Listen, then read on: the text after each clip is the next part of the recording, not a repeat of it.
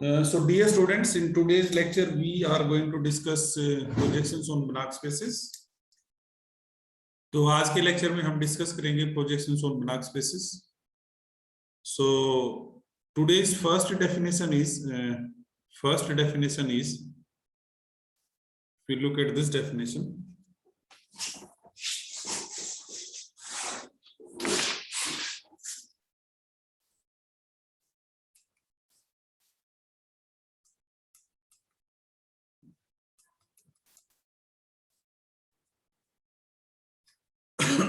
so first definition is let L be a vector space.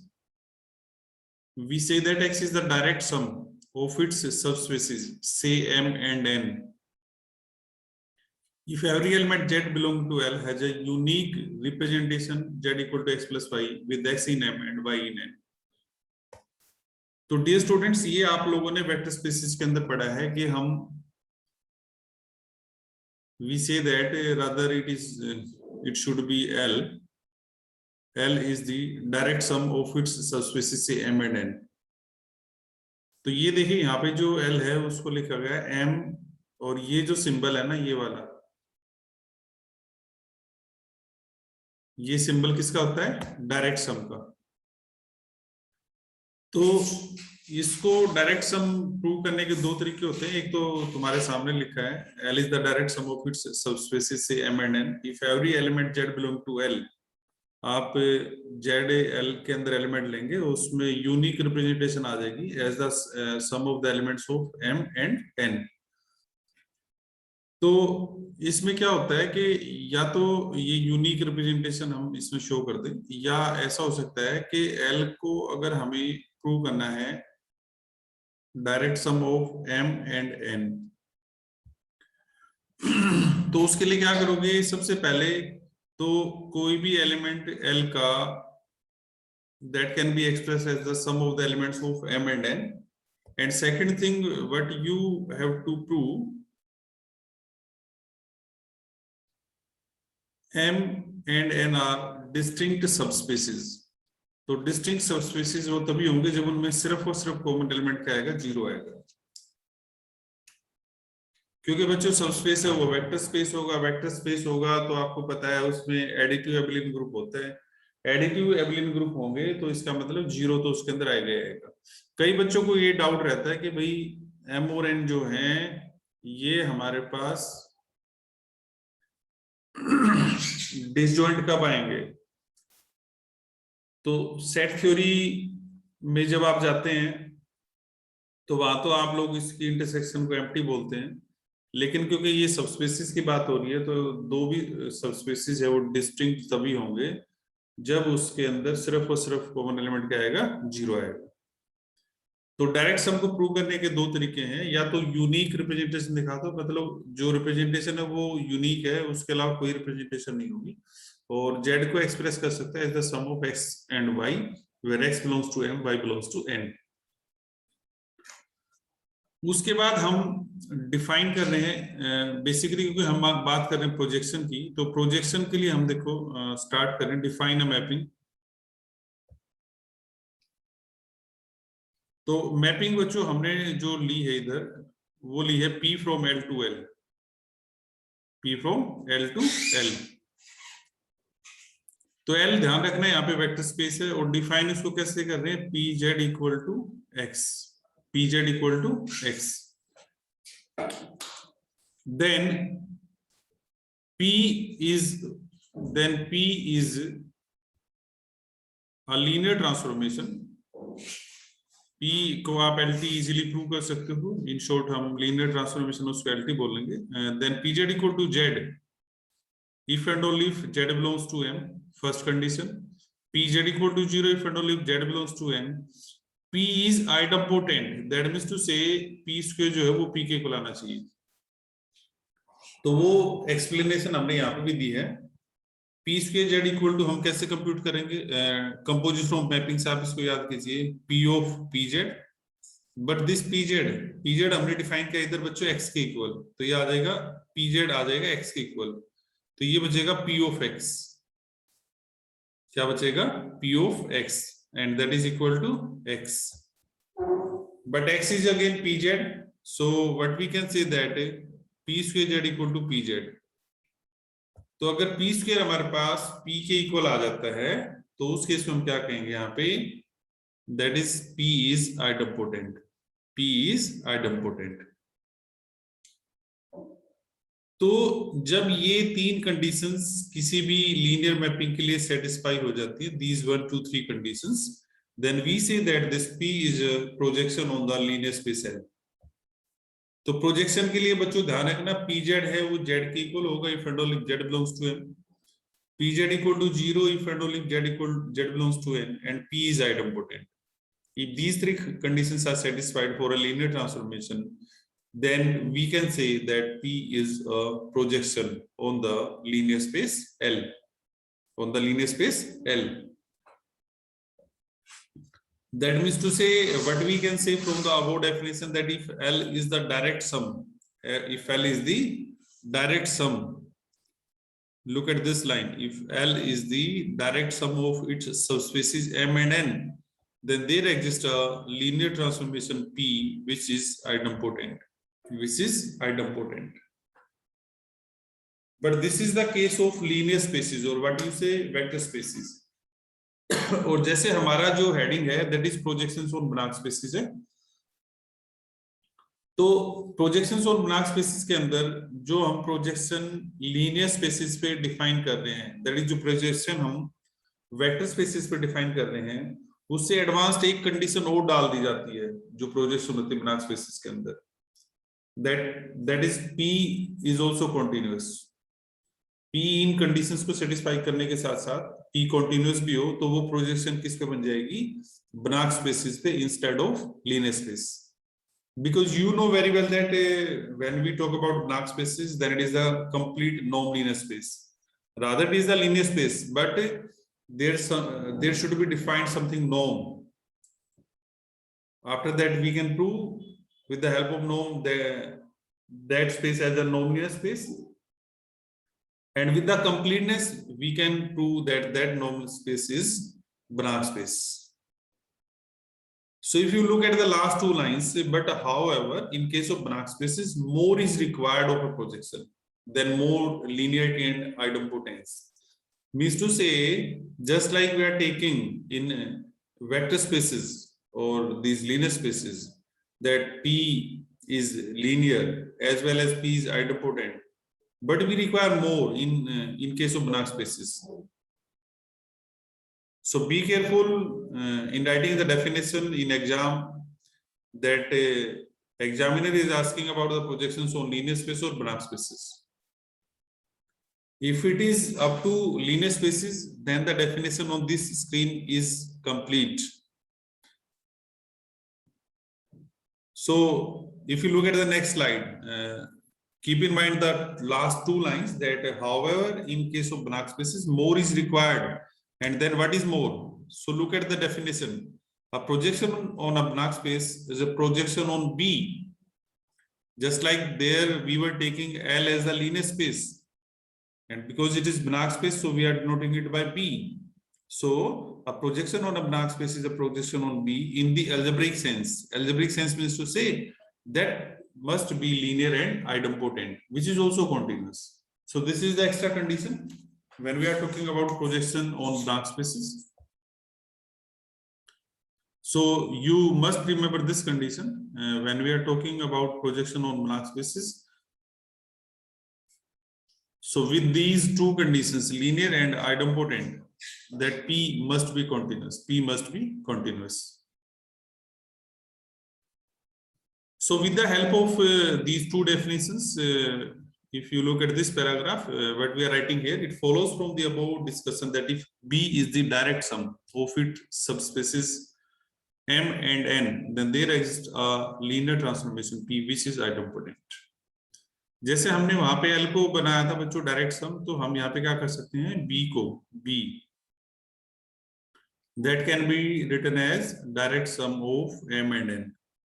Again, keeping in the mind that every element of B can be expressed uniquely as the sum of elements of M as well as N.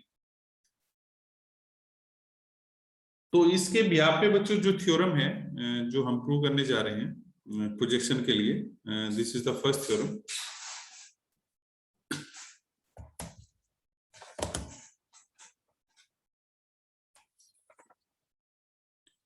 So if you look at the statement of this theorem, if P is a projection on a Banach space B, so what we have given, P is a projection on a Banach space B, and if M and N are its range and null space, range and null space. So we will define here range as well as null space, but you have studied in your previous classes about this subspaces or your linear subspaces in linear algebra. So what we are saying that, and if M and N are its range and null space, then M and N are closed linear subspaces of P, such that B is the direct sum of M and N. So in this theorem, what we have to prove that if there are two subspaces M and N, in which we are saying M is the range of P, and N is the null space of P, because P is a projection on the Banach space B. Then what we have to show M and N are closed linear subspaces. Means to say we have to show these are closed, as well as B is the direct sum of M and N. B is the direct sum of M and N. So I think statement is clear. So we are starting the proof because we have given that P is a projection. So if you look at the first line of the proof, that what we have given, we are given that P is a projection on a Banach space B, and M and N, these are range and null spaces of P, null spaces of P. And because P is projection, so projection on Banach space, so it must be linear, continuous, and idempotent. We are following this definition. Projection on the Banach space B. So what we are given that P is a projection on a Banach space B, and M and N are range and null spaces of P. Thus P is linear, continuous, and idempotent. So here we are defining M. M is the range of P. So automatically we take the image points of this B. So we take PZ, Z belongs to B. Null space also you very well know. We are taking all those elements of Z which are having image value 0. So in range of P, what we are taking PZ, Z belongs to B, and in null space of P, we are taking all those Z which are having PZ equal to 0. So these are the range and null spaces of this projection P, and being projection, what we have written here that P is linear, continuous, and idempotent. So what we have to prove now, that we have to prove M and N are closed linear subspaces. We are going to show these are closed, and as well B is the direct sum of M and N. So what we do, we take an element Z from B, and sorry, and if you again look at the definition of direct sum, what we are going to show, we are going to show that every element of B, that's why we have started from here, Z belongs to B. And now we show that this Z can be uniquely expressed as the sum of elements of M and N, where M is the range and N is the null space. So we are taking Z in this form, PZ plus I minus PZ. Look at this number 1, Z equal to PZ plus I minus PZ. And in the next, what we show students that this PZ belongs to M, and I minus PZ belongs to N. So if you look at the definition of M, come to the back slide. Look at the definition of M. In M, what kind of elements we are taking? PZ, where Z belongs to B. So definitely, if we are taking here Z belongs to B, then this PZ belongs to M. So we are writing here clearly PZ is in M. And one more thing, dear students, this I is the identity transformation on B. Identity transformation means to say IZ equal to Z for all Z belonging to B. IZ equal to Z for all Z belonging to B. So what we are going to show, that we have to show that this Pz belongs to M, and it is clear by the definition because Z belongs to B. That's why Pz belongs to M. Now we are going to show that this I minus Pz, this I minus Pz belongs to N. And how we can show that this I minus Pz belongs to N? And look at the definition of N. We are saying that if you look at the definition of N, we are saying that if P of this Z is equal to 0, then this Z belongs to N. Then this Z belongs to N. So if we can show for this I minus Pz that P of I minus Pz equal to 0, P of I minus Pz equal to 0, then we can say that this I minus Pz belongs to N. So just to simplify it and keeping in mind the definition of projection. So this Pi minus P becomes Pi minus Pz. So Pi, it is composition of P and I, that is P, and that is P into P, that is P square Z. But P is projection, so what we can write, because P square equal to P, being P a projection,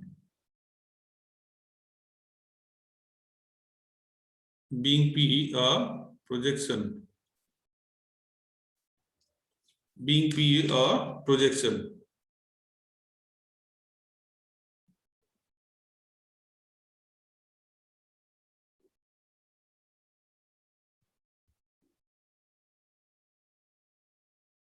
Being P a projection. So what we get from here, that P of I minus Pz equal to 0. That's why we can say that this I minus Pz belongs to N. This I minus Pz belongs to N. The null space of P. So what we can say from equation 1, that this Z is expressed as the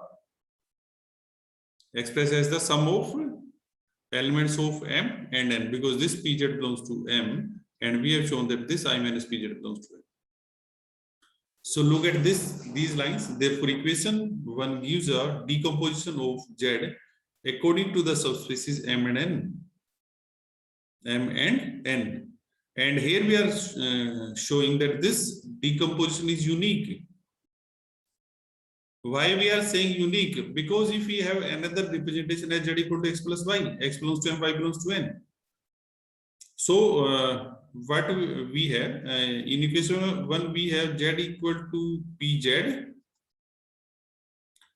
plus I minus Pz. And we have taken another representation of Z as X plus Y. So if we can prove that Pz equal to X and this I minus Pz equal to Y, then this representation will be unique. So let us compute P of Z. Let us compute P of Z. Because this Z equal to X plus Y. So what we can write here? P of Z equal to P of X, because Y belongs to N. And if we are taking element from the null space, then its image will be 0. Its image will be 0. That means to say, what we are saying, we can write this as P of Z is X plus Y. But because P is linear, so we can write it as P of X plus P of Y. And this P of Y is 0 because this Y belongs to N, null space. So we are just having P of X. We are having just P of X. And P of X is what? X. P of X is X because X belongs to M. If you look at the definition of this projection, we were saying that Pz equal to Z if and only if Z belongs to M. So that's why we are writing P of X equal to X, because X belongs to M. X belongs to M. And one more thing, then we compute I minus Pz. It is Iz minus Pz, and value of this Iz is now Z because it's the identity transformation, and this Pz is X. Pz we have defined by X, so it is Z minus X. and z minus x equal to y, because we have taken z equal to x plus y. So just I told you that if we have to show this representation is unique, then we have shown that pz equal to x and this I minus pz equal to y. So that's why we can say that this B is the direct sum. B is the direct sum of M and N. B is the direct sum of M and N. And we are using a result from previous classes that null space of a continuous LT is closed. We know that null space of a continuous LT is closed. Therefore, because we have taken this P is a LT as well as it is continuous, so N is closed.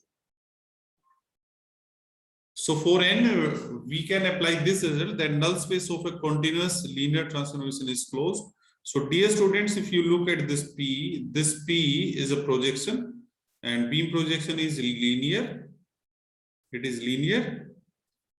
And second thing, it is also continuous. And the result says that if we are having a continuous linear transformation, then its null space is closed. And because N is the null space, this N is the null space of P. So what we can say from this result that N is closed. So it remains to prove that M is also closed. M is also closed. So to prove that M is closed, we have taken the definition of M equal to Pz, Z belongs to B. But value of Pz is X, where Px equal to X. So what we can write, M equal to set of all those X for which I minus Px equal to 0. Because this can be written as set of all those X for which Px equal to X equal to Ix. So what we do, we combine these two now. We take Px to the right side, so it becomes Ix minus Px equal to 0. And because both these I and P are LTs, so what we can write, M is set of all those X for which I minus Px equal to 0. So what we can say that now M is the null space of continuous linear transformation I minus P, because we are having I minus P of X equal to 0. So again, we will apply this result that if we are having null space of a continuous LT, then it is closed. And because here this M is the null space of continuous LT I minus P, that's why we can say that it is closed. It is closed. And thus we can say that M and N are closed linear subspaces, and this B is the direct sum of M and N. So this was the proof of this theorem, in which we have shown that, look at the statement again. If P is a projection on a Banach space B, and if M and N are its a range and null space, then M and N are closed linear subspaces of P, such that B equal to direct sum of M and N. So in proving the theorem, be careful about the definitions, be careful about the results which we have used, because we are using just one result, that null space of a continuous LT is closed. Okay, so I think you understand this theorem.